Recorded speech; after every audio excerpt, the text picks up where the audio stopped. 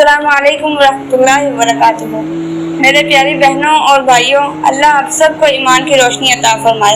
आपकी माँ की दुआओं का साया हमेशा आप पर कायम रखे और आपको कभी किसी की बद्दुआ का शिकार ना करे, आमीन। माँ एक ऐसा रिश्ता जिसके कदमों के तले जन्नत है।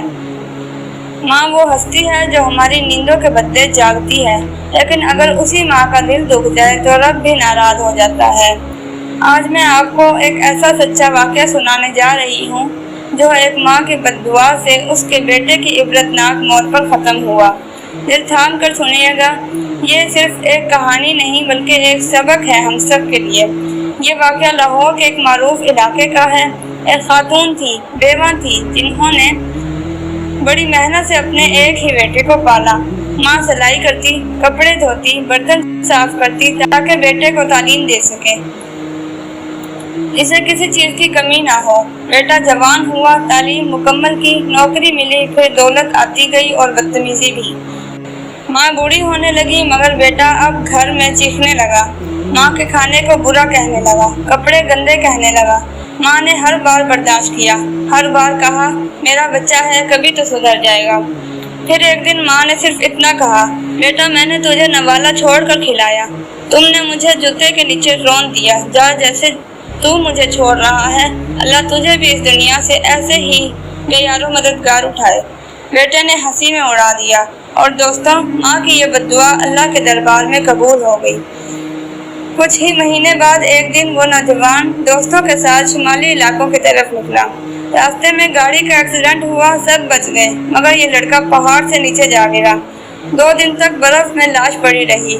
माँ को इत्तला मिली तो पांव तले जमीन निकल गई, लेकिन सुनिए, वो इस वक्त मरा नहीं था।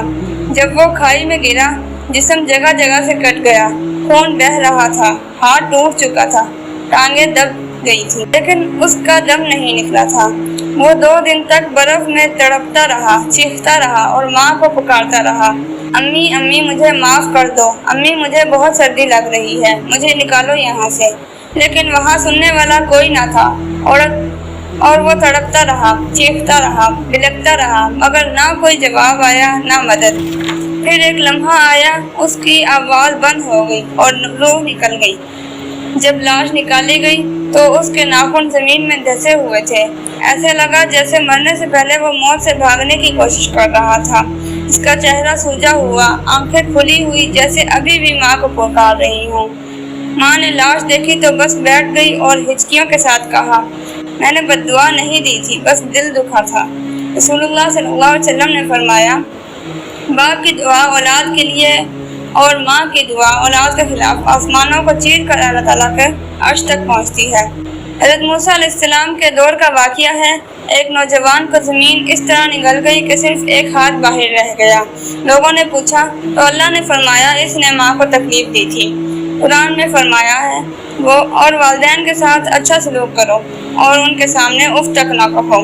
ऐ अल्लाह, हमें अपने माँ बाप की खिदमत की तौफीक दे, उनके दिल से कभी आह ना निकले, हमें उनका फरमाबरदार बना और हमें उनकी दुआओं का हकदार बना।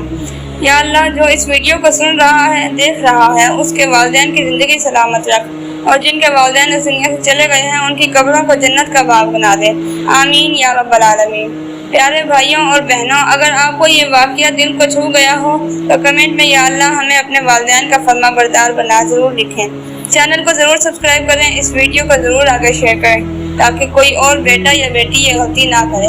अस्सलामु अलैकुम वरहमतुल्लाहि वबरकातुहू।